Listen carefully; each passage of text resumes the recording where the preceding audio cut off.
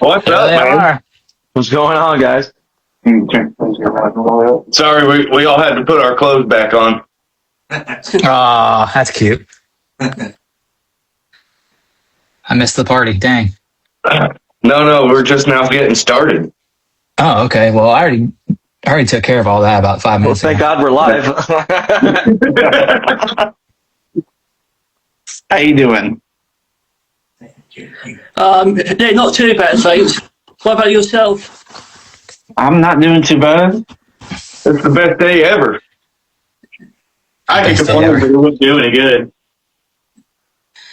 So, thanks for coming on my podcast. Episode. So, I just want to introduce to yourself and where you come from. I'm Nigel. I do vocals for Push Your Luck. I was born and raised in Indianapolis, Indiana. I'm the drummer, Steve. Born and raised in central Indiana. I've been able to cross the state line almost 6.5 times in my life. Running from the cops. Yeah, felonies do that. I'm Kevin. I'm the bassist for Push Your Luck. Born and raised in Indianapolis, Indiana. Brad? I don't know where I was born and raised, but I guess I'm Brad, or Bradley, whatever you want to call me, guitar player for Push Your Luck, and born in Anaheim, California, but pretty much raised in Indianapolis as well. Oh, good. That's good. I'm James. I'm 35 years of age. I play acoustic guitar, but I'm not in a band. I have some questions for you guys. Let them rip. Sammy, you want to introduce yourself? Oh yeah, Oh, yeah. We forgot about Sammy. Sorry, Sammy. I'm You're Sammy. I'm the lead guitarist of Push Your Luck, and I was born and raised in a small town called Morristown, Indiana. I'm sorry. Yeah, me too. All right, James, what do you got for us, buddy? So I'm from the UK and I live in Essex, Oh, sweet. and it's near London. Nice. Okay, cool. I'm jealous. Me too. Can we move in? Yeah, of course. How big's their house? Yeah. We only need one room for all of us. That's true. We just need one room with a bunch of beds on the floor, and we can all spoon together. Nah, I just wonder what camping in the UK looks like now. That's what I'm saying. You can come anytime you want to. Hell yeah, brother. So first question is, who got you into music? Who inspired you? Who wants to go first? Sammy, you can go first. You got the floor. All right. My Uncle Donald actually is the one that I'm inspired to play. I remember when he used to come over on family outings and bring his guitars with him all the time, and you'd tell him a song that was done in the 80s or 90s, and he'd be able to play it no problem. And that has always inspired me, and I've always wanted to be like him and play like him. So yeah, that's how I got inspired into music. Awesome. Well, so We'll go on a clock. for me, I think when I was inspired to play music, I was just a little kid, man. My parents were more apt to turn the radio on than the TV, and started with coffee cans and Pringles cups, man. We just beat on anything that made sound, and I found out real quick percussion kind of comes natural to every part of life, and just kind of stuck to me. I don't know, it's been basically a lifetime of beating on shit as hard as I can. That's cool. There you go. I think what inspired me was elementary school. We used to have a music class, and there was a bunch of instruments all around the room, and we got to pick them up and play them. And I've always been into music. Started with choir. I played the saxophone. When I was 18, Nigel and I actually started our very first band together, and then that's really what inspired me to keep going in life with music. You're welcome. I mean, I guess that could be a big part of that. I'm going to piggyback off that because what actually really got me into playing pop punk and music was actually seeing Brad's band play a lot of local shows in Franklin, Indiana. And I mean, like, I was always into like the pop punk sound, like Newfound Glory, All Time Low. Hit the Lights was a major influence. Very big. But like in regard to starting to play music, it was pretty much, you know, one of the local shows and seeing Brad's band being one of them. Yeah, that's good. That's cool. So Yeah. So second question: Oh. How would you describe your music? I would describe the music as the 2000s nostalgia pop punk with a little bit of easycore mixed into it. So, I mean, if you like bands like Neck Deep, State Champs, All Time Low, bands like that, I think you'll really, yeah, Day to Remember. I think you'd really dig our sound. And because I like All Time Low, Green Day, and You're breaking up a bit, but all different type of music. Mm-hmm. yeah, All different. Oh yeah. Yeah. I listen to anything from country to death metal, man. Like it's all there for me. Exactly the same here. I started playing music in a Linkin Park cover band, so I mean, like, my music styles are all over the place. I mean, one of your first songs you played was Metallica. Yeah. I think for me, what Push Your Luck is powerful, emotional, inspirational, and somewhat happy music to me. It's colorful. It's bright. It doesn't set the mood to be on a low level. It's energetic music, and it kind of feeds my need for exertion. Yep. And my dad like that. He does. You broke up, buddy. We couldn't hear you. I'm saying my dad like your music. He does. Oh, okay, cool. Oh, really? That's awesome. So before we went on live, I showed my dad on music Spotify. It's not that very good. So because he's quite old man. No, I mean, we call that classic. You know, we're getting there too. So same me, because I'm 35. I am getting older. Not, yeah, we're all pretty much in the same age range. Yeah, we're all getting Except for old. Brad. Brad's like 52. I am 22 for the rest of my life. Yeah, whatever you say, old man. Mentally, I'm 22. so next question is, what's the story behind? Story behind the band name. Brad, I think you can take that one. Yeah, basically, this was a name that I had a long, long time ago. Actually, originally, I think me, Cheyenne, and a friend, Neil of ours, were actually going to run with that name for a little bit for a band, but we kind of did it, but then we really didn't. But yeah, I've had that name really in my back pocket since like the MySpace days of social media, which is a long time ago. And I don't know, it just felt to me like it fit in with the bands like Newfound Glory, All Time Low, and nowadays like State Champs, Day to Remember, Cartel even back then, Reliant K. I felt like it had that like punch to be able to fit in with that style. So it was something that I always liked. And then when we started doing the whole pop punk thing, me, Kevin, and Nigel started doing it. I was like, we kind of were doing a different style for a while, but then it became what it is now based off because we were all like, you know what, we've been writing pop punk forever. Let's just keep doing it. And it's coming back around full circle. So we decided, I was like, let's do it. Push Your Luck. And that's how we became the band, basically. Oh, that's it. So next, who would you most like to make music with? For me, this is a complete and total pipe dream, but if it could ever happen, I would love to collab with 4 Year Strong. That would be my dream. What about you guys?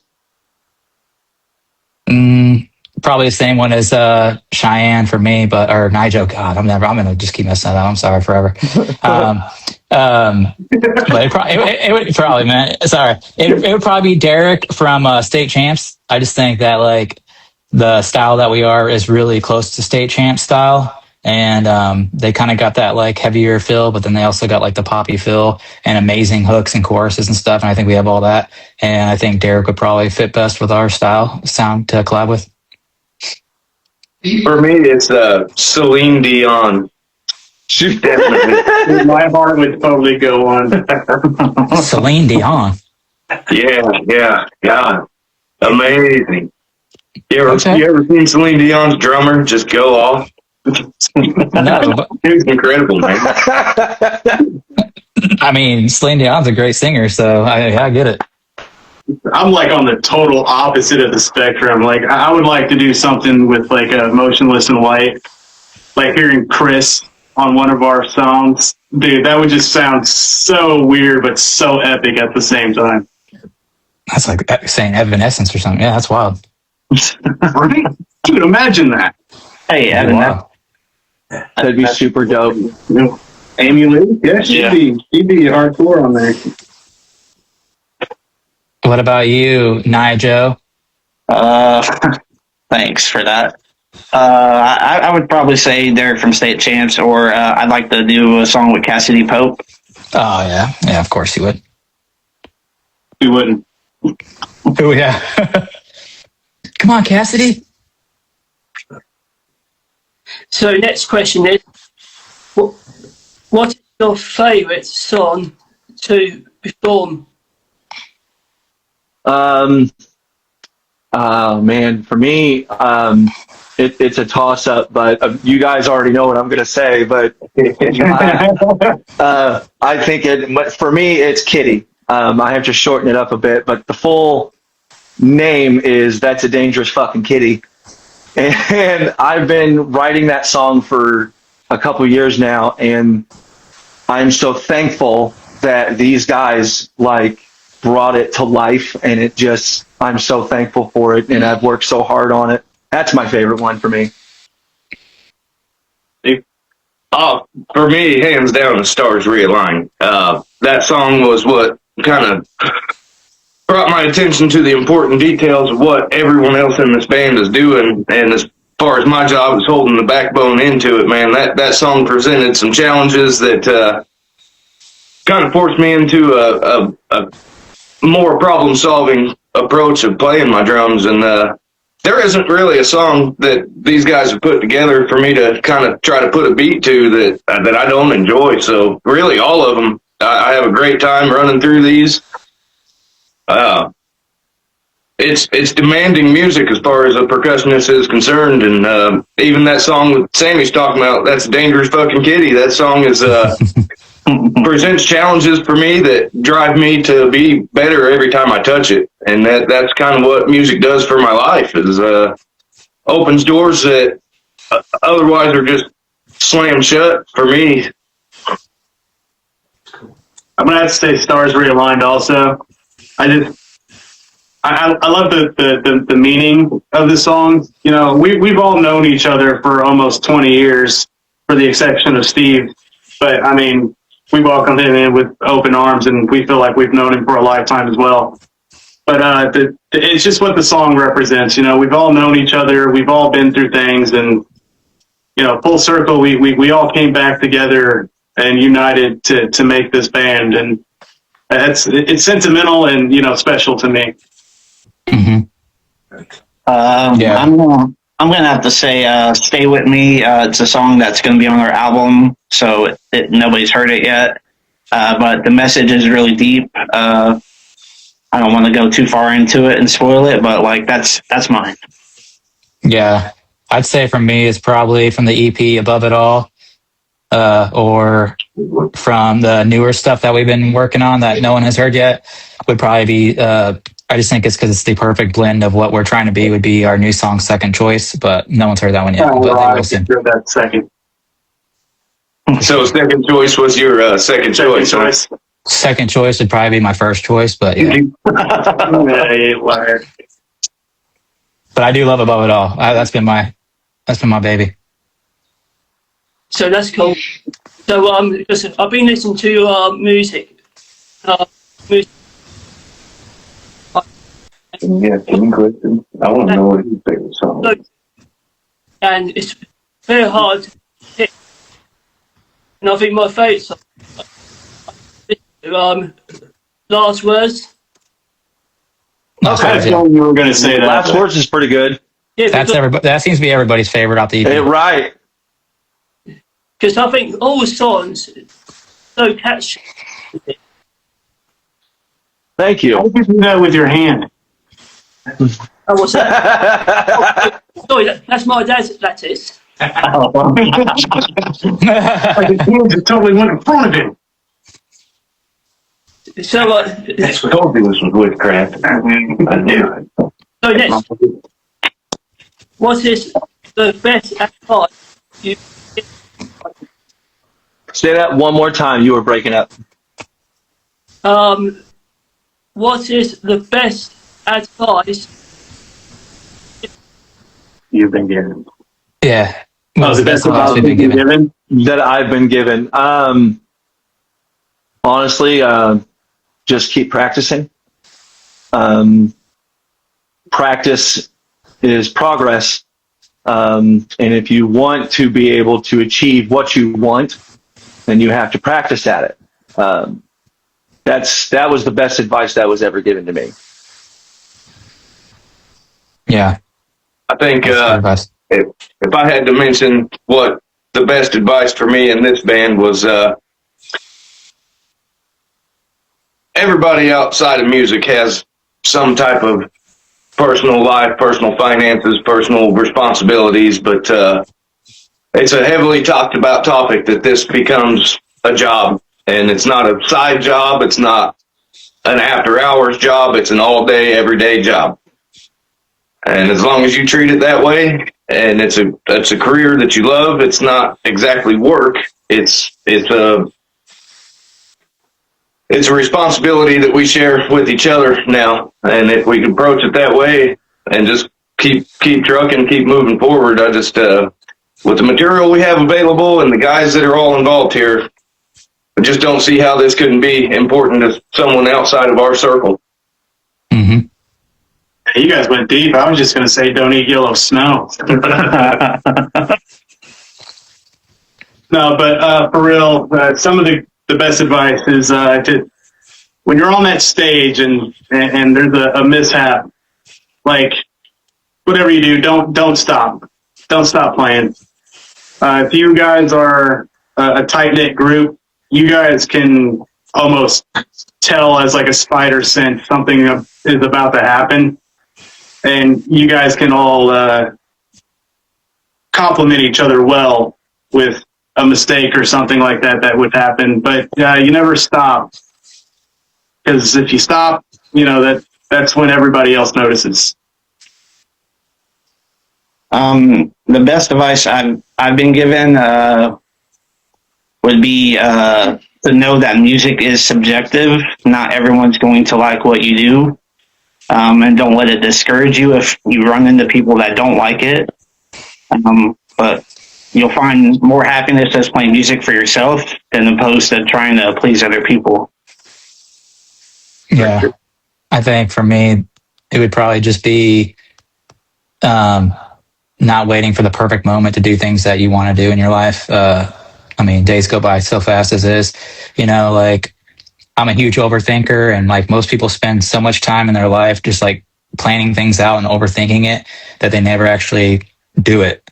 And I think, as kind of what Sammy said, progress beats perfection pretty much every single time. So.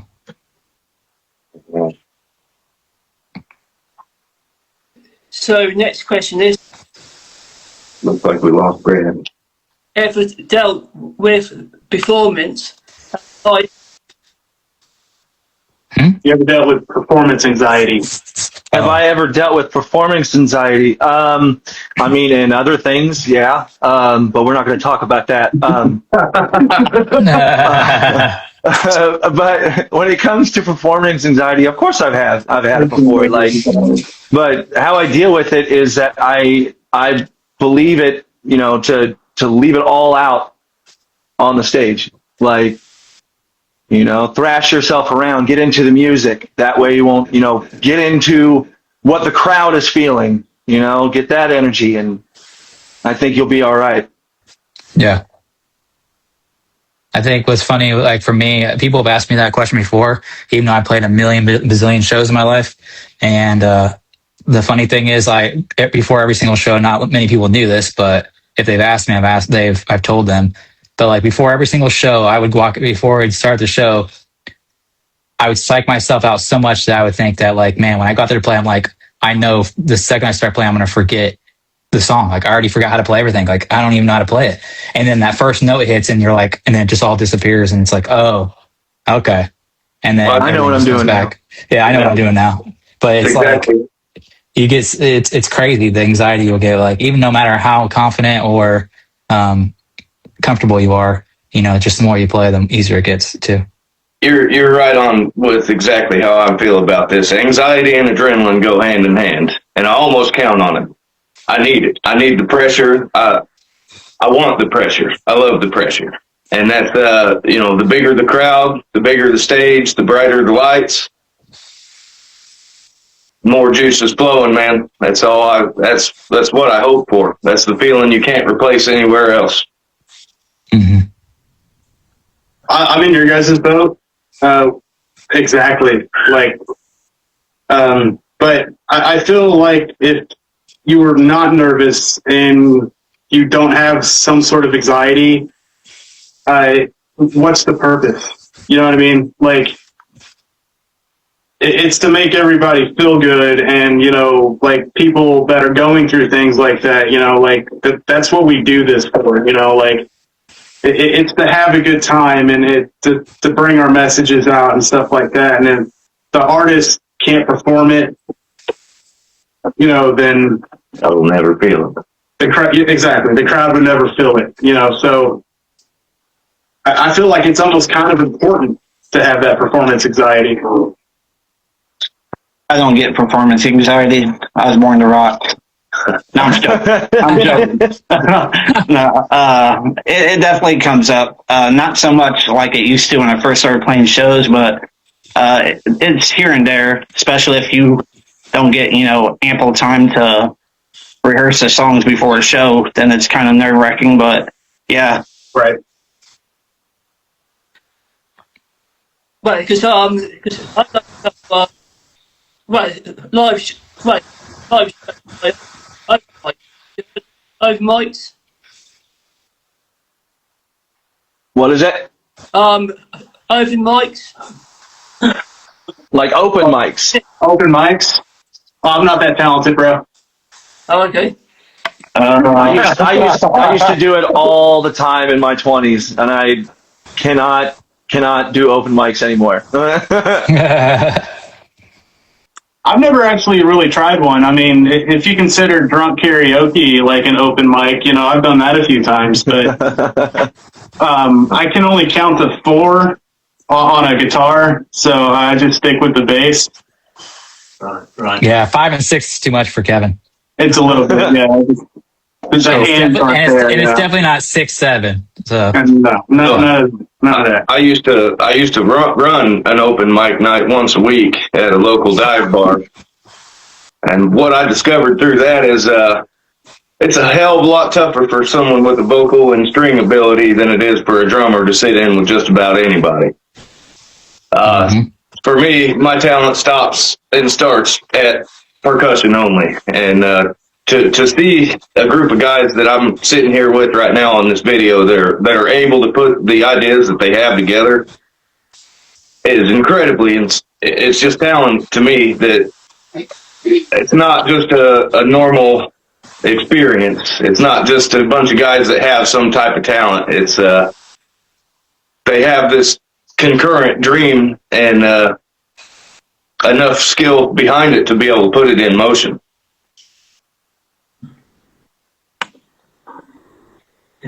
So, next question. What famous musician do you admire? Man, for me, Kurt Cobain was a really big part of my life. My sister was actually the one who got me into him. His play styles, how simplistic it was.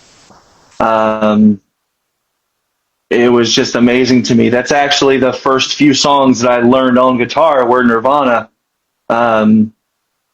Like I said, just he's been a huge inspiration to me. What about you? That explains the flannel shirt to you. It's immediately when I'm hearing this question, the very first name that pops into mind, strangely enough, is Dave Grohl. The guy's just immensely talented, and his precise, chaotic style of drumming or playing any instrument, for that matter, is it's phenomenal. And his ability to remain as a attainable, real person at his level of experience and ability is incredible to me. I mean, Dave Grohl is the epitome of what I think any musician would love to be, as talented or capable. It just comes naturally to him too. Like, he doesn't even really theoretically know how to play the guitar. That's the thing. Same with Paul McCartney too. They're so talented. What was it? There was they did an interview with Paul McCartney and asked him, are you interested in taking music theory class? He said, why would I ruin what I've already been successful with? Yeah. And that's, I guess those two individuals, to me, that they just seem to make what doesn't come natural or easy to anyone natural and easy. Yeah, that's good. I'd have to say Steve Perry. Oh, Steve Perry. He's a very big inspiration to me. Like, he was the original vocalist for Journey. They're one of my favorite bands. Mm-hmm. Great band. The range that he has, and stuff like that. It's really inspirational. And the bassist, I mean, you got to go Mark Hoppus with that. Like, the guy is so talented. Yeah. Kind of lost my train of thought with a chorus that flew out of the corner of the room. So I'll pass it on. What was the question? The famous musician you admire. Probably Kirk Hammett. He's the reason I started playing guitar. I started playing Metallica songs and learning all their crazy solos that they have. And then, obviously, I'm not playing guitar anymore. I transitioned to vocalist, but you just don't play. Yeah. But that would be probably my influence, just because that's how I started playing music. Yeah. I'd say I probably have like 3 of them, and they're all varieties. I'd say probably, I don't know. I would, oh Lord. Probably Mark Hoppus for sure in terms of performance. Jordan Pudnick, the singer of Newfound Glory. And just because he's a staple to it, that genre of music. I've been listening to him since they were little kids. And then I would say probably like Donald Fagen, probably the singer and founder of Steely Dan. Yeah, good. Yeah. So, next question. What is the one message you give to your fans? One message you want to give your fans. Oh man, that's a Go Cheyenne or Nashville I think we can sum it up as or Kevin. a big thank you. Like, we do this because we're passionate about it, but, you know, we do it for everybody that listens. You know, we do it for the guy that's going through a hard time. We do it for the girl that, you know, that just had something done in their life that was tragic, or, you know, it was happy, or, you know, like, I think Nigel was the one that said it, you know, like, music is subjective. You know, like, one song and one line can mean something totally different to 30 people, 30,000 people. You know, it helps people through times of heartache, sorrow, happiness, joyfulness. You know, like, we can't do this without the people that listen. And, yeah, just thank you.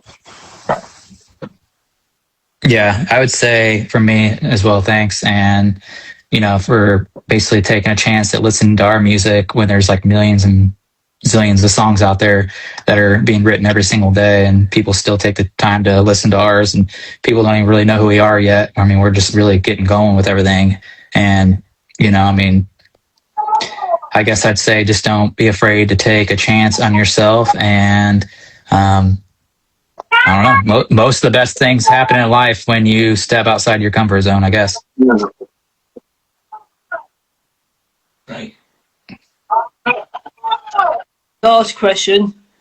What's next for you? Would you do it? Brad, you want to take that one? I didn't hear. I didn't hear. What's next for us? Oh, go for it. So right now, we are just finishing up our album, trying to get that ready. We're planning a couple of music videos, getting some shows lined up just so we can get our feet wet, and then hopefully looking into some touring after that. Yeah, I would say, like, honestly, just working on new songs and stuff. It's kind of nice because we've had a lot of stuff written before these guys joined, before Sammy and Steve joined. So it's nice that we're like kind of like doing a couple of these newer songs now with Second Choice and another one called Out of the Blue. Those are like brand new. And I think, like I said, those probably fit our style the best overall of what we're trying to be.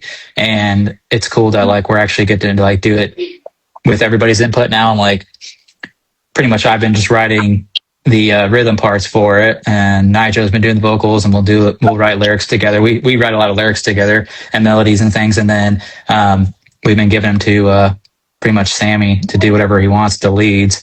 But I think we've got a pretty decent sound going, and honestly, I just feel like with these new songs, we're just getting started with everything. Would you ever come to Europe? So last one is, was before in Europe? Oh yeah, I'd totally come perform in Europe. That would be amazing if we ever got the opportunity. 1,000,000%. Absolutely, 100%. How big's your backyard? Do you want to ask my question, Steve? As far as would we be able, you know, would we come and play to Europe? Absolutely. You know, if the market's there, people will connect with what we're doing. There's not a limit to where we're going to go and what we're going to try to do. Clearly, the goal here isn't just to fill time. You know, this band is built and ready to move to new levels that just can't be confined to the States here. Yeah. Agreed. James, what got you into music, buddy? Sorry, what's that again? What got you into music? You said you played the acoustic, right? Oh, yes, when I first age of 14 it was, but because now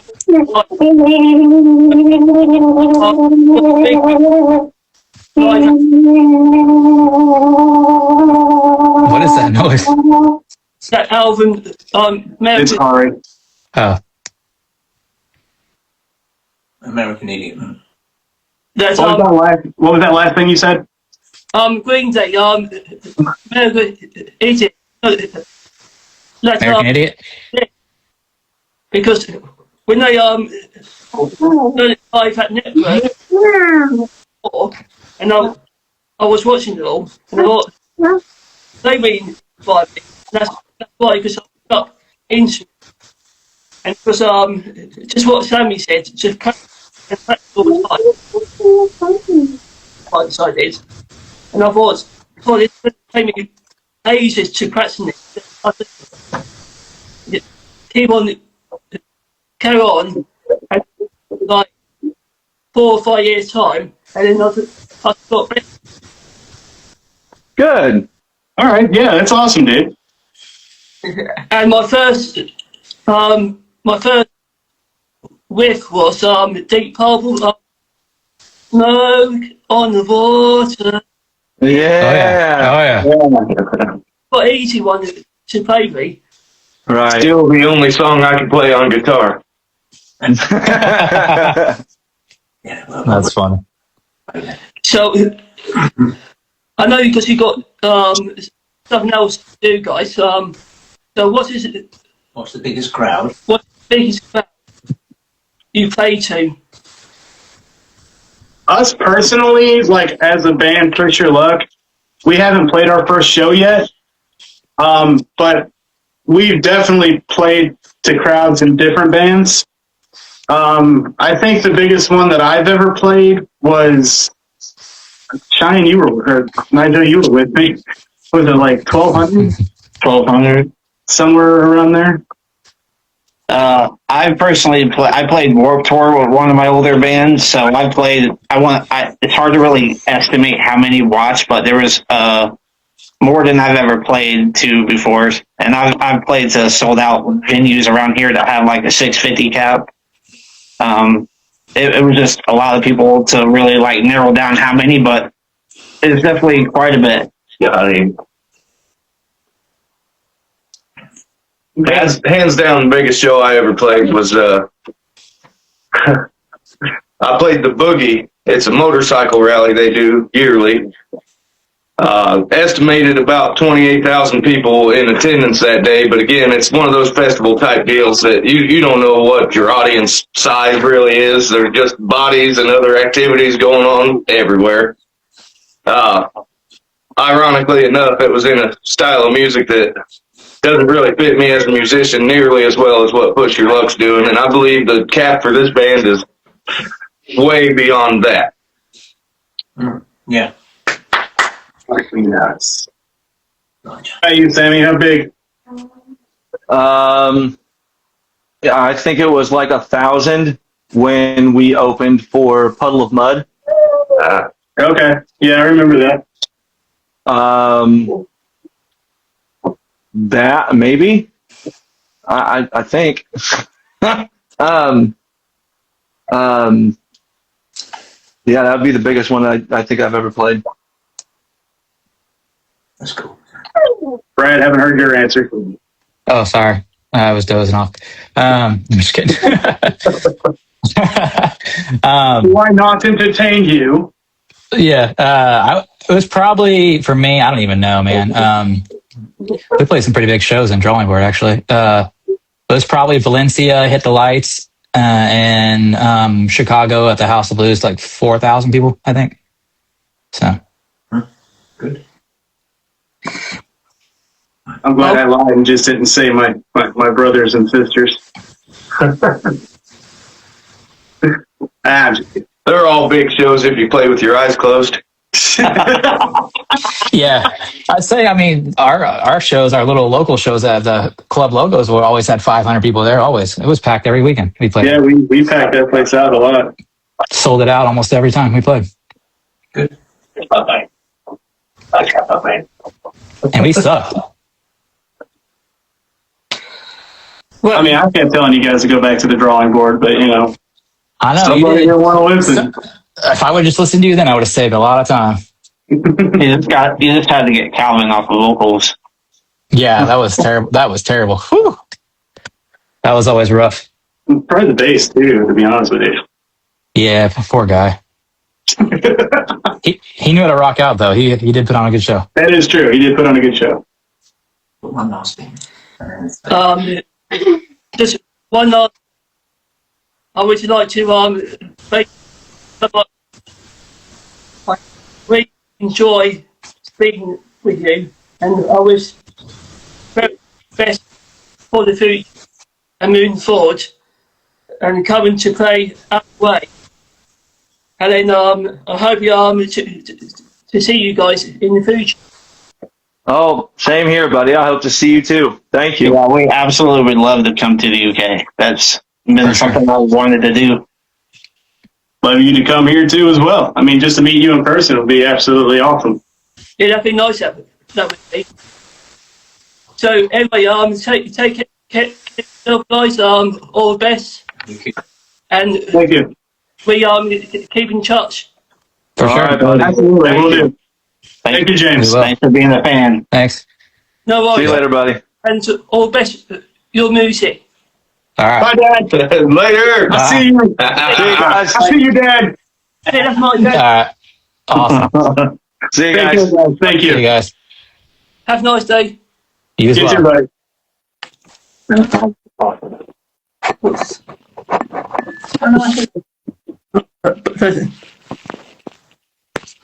How do I say this now? Oh, I don't know, Dad.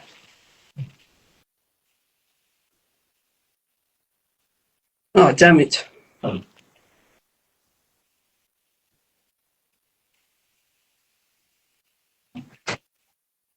you work that away? Oh, shit. Can you work that away?